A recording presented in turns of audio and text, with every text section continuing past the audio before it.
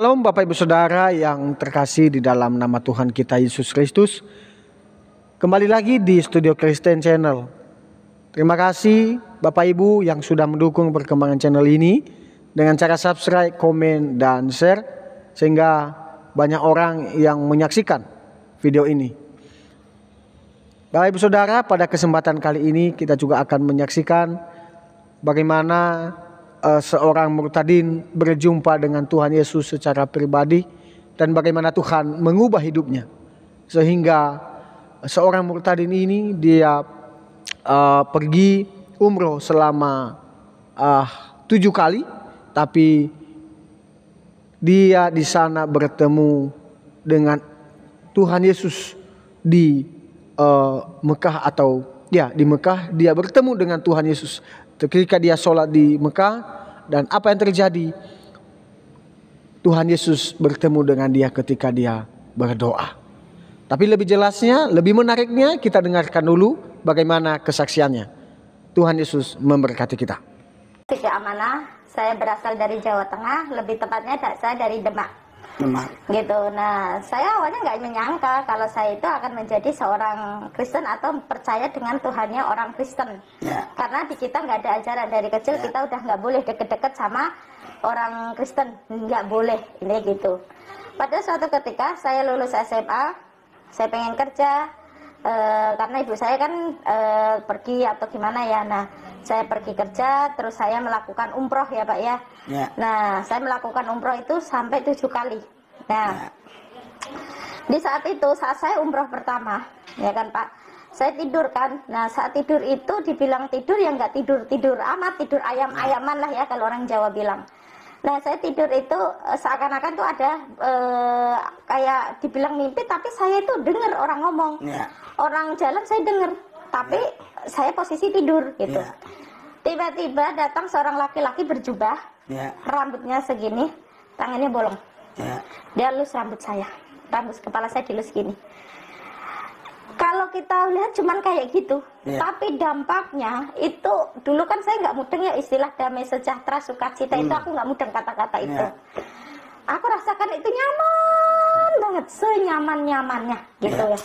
Hingga kalau kita mimpi bangun kan udah ya, kalau itu nggak, kayak berasanya itu apa ya, masih berasa gitu. Pagi saya ke Masjidil Haram kan itu Ka'bah itu kan di tengah Masjidil Haram. Nah di situ kan katanya bilang gini, kalau kamu sholat 2 rakaat di depan pintu Ka'bah itu dan berdoa, apa yang kamu doain itu akan terkabul. Nah karena di keyakinan saya yang dulu ya saya ikutin aja dong gitu. Saya berdoa. Nah di depan pintu Ka'bah itu kan ada kayak kaca, itu namanya makam Ibrahim. Kata dari makam Ibrahim itu bukan makam ya Pak ya, bedanya itu bekas kakinya. Dan saya duduk sini, bekas saya. Nah itu dinamakan makam Ibrahim. Nah di situ di kaca gitu kan. Nah setelah itu saya di belakangnya sholat gitu. Nah saya sholat rakaat itu, sholat sunnah 2 rakaat itu, saya berdoa. Karena katanya kalau berdoa sholat berdoa di depan pintu Ka'bah terijabah kan gitu kan. Nah saya berdoa tuh ceritanya. Nah setelah berdoa, yang saya doa itu gini, karena di agama dulu, ya Allah, aku kepengen ketemu sama laki-laki yang bikin saya nyaman kayak di mimpi itu. Saya nggak kalau dia itu laki-laki itu Tuhan Yesus, saya nggak tahu, karena saya nggak pernah tahu apa Tuhan Yesus. Dari kecil saya juga nggak pernah dikasih tahu itu Tuhan Yesus, nggak ada. Bahkan kalau bisa kita agak jauhan sama orang Kristen gitu. Singkat cerita, saya sampai umroh 7 kali. Nah saya balik ke saya udah gitu menikah Pak ceritanya. Saya menikah, punya 2 orang anak cowok cewek. Tapi mungkin jodoh saya sampai di situ. Suami saya KDRT, sering mukulin saya. Ya saya pergi, dan saya itu waktu pergi di Singapura, saya dimimpiin lagi. Nah, saya dimimpiin lagi seorang laki-laki, tangannya bolong, berjubah, rambut bau. Tapi kalau wajah saya nggak bisa ngomong ya Pak. Cuman saya merasakan gitu loh Pak, tahu itu laki-laki berjubah gitu. Ngelus lagi. Bahwa perasaan ini sangat-sangat merasakan damai seperti yang pertama kali aku bilang itu, tapi perasaan ini kok sama persis. Sampai aku mengharapkan laki-laki itu selalu ada gitu. Nah, aku berpikir mungkin itu laki-laki terbaik untuk saya, pikiran saya, karena bikin nyaman. Tapi kok aneh, tangannya bolong gitu loh, di sininya itu bolong gitu. Nah, sudah gitu, saya berpikirnya pernah kan kita kumpul kan. Nah, kita kumpul sama kawan-kawan. Aku tuh tiba-tiba bilang gini, gue pengen jadi orang Kristen. Nah, teman saya bilang, lu jangan gila, lu bisa dibunuh. Nah gitu, enggak, cuman bercanda aja kok gitu. Karena waktu itu kan saya belum tahu, tapi nggak tahu, keluar aja kata-kata itu. Saya balik ke Indonesia, saya ketemulah seorang laki-laki. Kebetulan dia kerja satu kantor sama saya kan waktu itu. Nah, dia itu akhirnya nikah sama saya, orang Batak itu, orang Medan. Nah, kita menikah secara Islam memang. Nah, kita menikah, saya didatangi, tapi setiap suami saya membahas Islam, saya itu sensi. Setiap dia membahas Islam itu saya sensi. Nah, dan kebetulan kan waktu itu suami saya sering nonton YouTube-nya Bapak. Nah, apa sih nonton YouTube yang teriak-teriakan kayak gitu, nggak jelas adanya, saya bilang gitu. Saya sensi, jujur Pak, saya sensi. Saya tahu gitu loh Bapak ini. Nah, suami saya, kamu nggak tahu, ini tuh juga dulu kayak kamu. Mana ada kayak gitu, gitu kan. YouTube teriak-teriakan itu apa gitu kan. Waktu itu jujur Pak, saya nggak tahu itu gitu. Nah, setiap orang ngomong haleluya, haleluya itu apa gitu. Itu apa? Ini kan kenyataan ya, kejujurannya saya ya. Nah, udah gitu, tapi saya jujur Pak, setiap suami saya pergi saya penasaran Pak. Saya penasaran, penasaran banget. Saya baca, pinjam Alkitabnya, tapi tanpa sepengetahuan dia. Sebelum dia datang, saya harus tutup, jangan sampai dia tahu aku baca Alkitab. Gengsi dong, saya gituin. Saya nggak ngeh waktu itu, nggak tahu kalau aku harus ada Alkitab di Play Store. Itu saya nggak mudeng Pak, nggak tahu. Aku juga nggak tahu searching. Akhirnya saya searching, cari. Akhirnya mengerti gitu loh Pak. Tapi cuman hanya sekedar mengerti, tapi nggak tahu gitu maksudnya apa gitu loh Pak. Nah, singkat cerita, saya punya teman orang Batak juga, cewek itu Pak. Saya bilang, aku pengen ke gereja, hayu katanya. Ya udah hayu, tapi nggak pernah terlaksana. Hayu hanya hayu aja. Hingga aku terus ketemu orang Nias, tetangga saya. Saya bilang, tante aku mau ikut ke gereja. Ya tante, hari Rabu yuk. Nah, ini bingung saya. Mana ada gereja hari Rabu? Setahu saya orang Kristen gerejanya hari Minggu. Wah, ini sesat nih.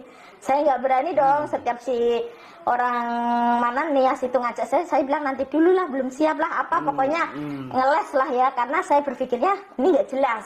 Karena ke gereja setahu saya hari Minggu gitu kan. Saya nggak ada istilah doa ini aku nggak tahu. Hingga saya ketemu seorang orang tua, dia bekerja di gereja yang sekarang saya gereja itu. Nggak tahu, mungkin itulah Tuhan ya, rencana Tuhan. Tapi saya sebelumnya itu saya dimimpiin lagi, seorang laki-laki itu datang lagi ke saya, tapi nggak ngelus rambut saya, tapi saya dituntun, dibilang inilah Bethlehem gitu. Nah, Bethlehem itu apa? Kan gitu kan? Bethlehem itu apa? Saya nggak tahu Pak, Bethlehem itu apa? Kan gitu kan? Nah, terus saya tanya, Bang, Bethlehem itu apa? Oh, Bethlehem adanya di Israel sana. Di sana ada tembok ratapan. Makin nggak jelas aja dalam hati saya. Apa itu tembok ratapan atau apa pikiran saya?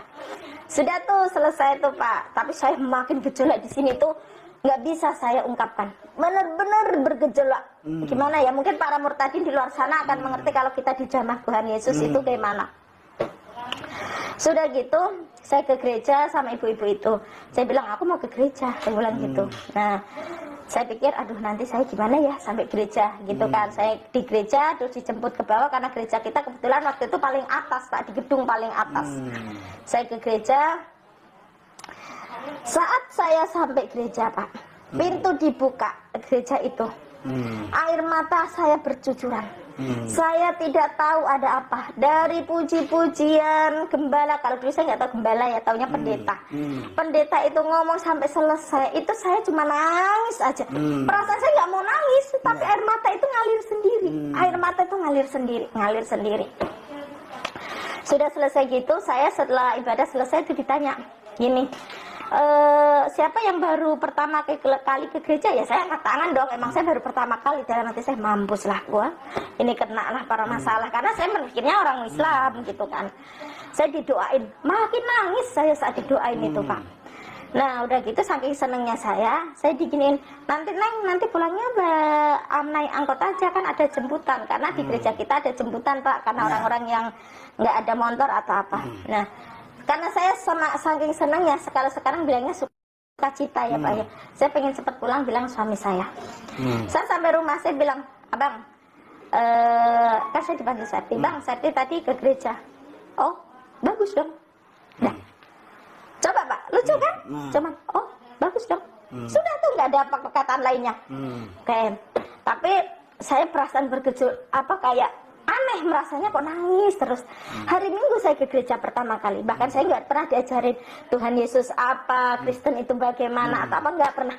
Saya hari Minggu ke gereja, hari Senin akhirnya orang tua saya itu, saya dapat penolakan, dapat ya nggak terima lah ya, katanya kalau kamu mau mengikuti lain tapi jangan menjelekkan agama sebelumnya. Apa yang jelekin? Emang saya nggak nyaman? Nggak bisa dong kalau saya dipaksa. Saya udah kelewatan umur untuk menentukan pilihan saya. Hingga saya dapat kabar anak saya dimasukin pesantren yang 7 tahun itu. Tapi sebagai seorang ibu, saya tanya pasti saya sedih. Secara seorang ibu, secara manusiawi, saya berusaha sedih, ya gimana lagi.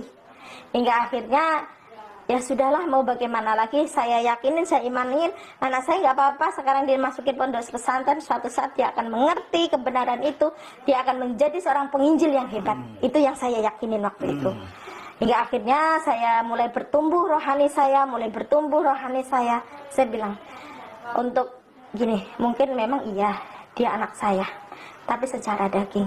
Kalau tidak bisa anak saya bawa ke jalan Tuhan Yesus ini, kebenaran ini, atau secara roh kasarnya, itu berarti bukan anak saya. Tapi secara daging memang dia anak saya gituin. Nah sudah gitu, mengikut Tuhan Yesus itu tidak segampang orang pikirkan. Memang kalau kita satu orang bertobat. Mazmur 8 ayat 1 sampai yang ke-9 mengatakan, manusia hina sebagai makhluk mulia. Untuk pemimpin biduan menurut lagu Gitit Mazmur Daud. Ya Tuhan, Tuhan kami, betapa mulianya namamu di seluruh bumi. Keanggunganmu yang mengatasi langit dinyanyikan. Dari mulut bayi-bayi dan anak-anak yang menyusu telah kau letakkan dasar kekuatan karena lawanmu, untuk membungkamkan musuh dan pendendam. Jika aku melihat langitmu, buatan jarimu, bulan dan bintang-bintang yang kau tempatkan, apakah manusia sehingga engkau mengingatnya? Apakah anak manusia sehingga engkau mengindahkannya? Namun engkau telah membuatnya hampir sama seperti Allah, dan telah memahkotainya dengan kemuliaan dan hormat. Engkau membuat dia berkuasa atas buatan tanganmu. Segala-galanya telah kau letakkan di bawah kakinya. Kambing domba dan lembu sapi sekalian, juga binatang-binatang di padang, burung-burung di udara, dan ikan-ikan di laut. Juga binatang-binatang di padang, burung-burung di udara, dan ikan-ikan di laut, dan apa yang melintasi arus lautan. Ya Tuhan, Tuhan kami, betapa mulianya namamu di seluruh bumi. Bapak Ibu Saudara, kebenaran firman Tuhan ini mengingatkan kita bahwa Tuhan itu maha kuasa, Tuhan itu maha mulia, Tuhan itu maha pencipta. Tetapi kita melihat bagaimana kuasa Tuhan. Kuasa Allah menyelamatkan manusia yang berdosa, yaitu dengan cara dia menyediakan korban, yaitu Yesus Kristus, yang menjadi manusia, yang menyelamatkan kita manusia berdosa. Mazmur Daud mengagumi bahwa ada Allah yang menolong, yang menggantikan manusia dari dosa, yaitu Yesus Kristus sebagai penyelamat. Ini adalah sesuatu nubuat bahwa Yesus datang sebagai penyelamat yang menyelamatkan manusia dari dosa. Itulah sebabnya Yesus mati di atas kayu salib, hanya untuk menebus kita manusia berdosa. Itu tandanya bahwa manusia tidak bisa menyelamatkan diri dari dosa, tetapi hanya melalui cara Allah saja manusia dibenarkan oleh karena anugerahnya. Manusia dibenarkan dan diselamatkan hanya oleh belas kasihan Tuhan, hanya oleh karena kematian dan kebangkitan Kristus di atas kayu salib. Itulah yang menyelamatkan kita manusia berdosa. Itu sebabnya Yesus berkata, "Akulah jalan kebenaran dan hidup. Tidak ada jalan melalui Bapa kalau tidak melalui Tuhan Yesus." Marilah kita datang kepada Sang Juru Selamat itu. Marilah kita datang kepada Sang Penyelamat itu, yang menyelamatkan kita dari dosa. Di luar Kristus tidak ada keselamatan. Hanya ada di dalam Kristus jaminan keselamatan itu ada. Itulah Yesus berkata, "Percayalah kepadanya, maka engkau akan selamat. Kalau tidak percaya kepada Yesus, engkau akan binasa." Maka dari itu, mari kita untuk menyaksikan kuasa Allah. Marilah kita menyaksikan kasih Kristus dalam kehidupan kita melalui hidup kita sehari-hari. Seperti halnya yang dilakukan oleh seorang murtadin. Dia percaya kepada Yesus karena dia tahu hanya ada keselamatan itu di dalam nama Yesus. Dan bagaimana Yesus berjumpa dengannya secara pribadi melalui mimpi. Wow, luar biasa. Dia 7 kali pergi umroh, tapi dia tidak mendapatkan pengampunan dosa di sana. Tetapi hanya dengan itu dia bertemu dengan Yesus. Dia berkata dia tidur tapi tidak bisa tidur, tetapi Yesus sendiri atau Allah Roh Kudus menemui dia, sehingga hatinya gelisah dan dia bertanya-tanya kepada teman-temannya. Akhirnya dia percaya kepada Yesus dan akhirnya dia memutuskan untuk pindah keyakinan. Wow, sangat luar biasa. Marilah kita semua juga yang menyaksikan video ini, marilah kita terus mendukung saudara-saudara kita ini di dalam doa. Dengan bantuan doa-doa dan dari teman-teman dan Bapak Ibu semua, itu akan menguatkan kita satu dengan yang lain. Terima kasih, sekian saja tanggapan saya. Sampai jumpa di video-video berikutnya. Tuhan Yesus memberkati kita.